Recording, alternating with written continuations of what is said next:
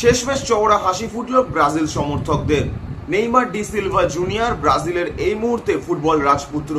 তিনি মাঠে থাকবেন কিনা বিশ্বকাপে সেই নিয়ে কিন্তু প্রশ্ন ঘুরপাক খাচ্ছিল বেশ কিছুদিন ধরেই, আর তার উত্তর পাওয়া গেল শেষ রাতে কিন্তু ব্রাজিল যখন স্কোয়াড ঘোষণা করলো তখন সবার চোখ ছিল নেইমারের নামটা উচ্চারিত হয় কিনা। এবং অবশ্যই ব্রাজিলের স্কোয়াডে, বিশ্বকাপ স্কোয়াডে কিন্তু রয়েছেন নেইমার ডা সিলভা জুনিয়র। যদিও তার আগে সান্তোসের ম্যাচে নেইমারকে নিয়ে জলঘোলা তৈরি হয়েছিল, তার একটা চোট নিয়ে আবার জলঘোলা শুরু হচ্ছিল, তাকে কোচ তুলে দিয়েছিল, কিন্তু তিনি মাঠ ছাড়তে চাননি। এরকম একটি পরিস্থিতি তৈরি হয় যেটা নিয়ে কিন্তু হাস্যরস করেছিলেন ব্রাজিলের বিপক্ষীয় সমর্থকেরা। সেই সব হাস্যরসে কিন্তু জল ঢেলে ব্রাজিল স্কোয়াডে কিন্তু উজ্জ্বল নেইমারের নাম। তার সাথে সাথে উজ্জ্বল কিন্তু ভিনিসিয়াস জুনিয়র, এনরিকের মতন প্লেয়ারেরাও।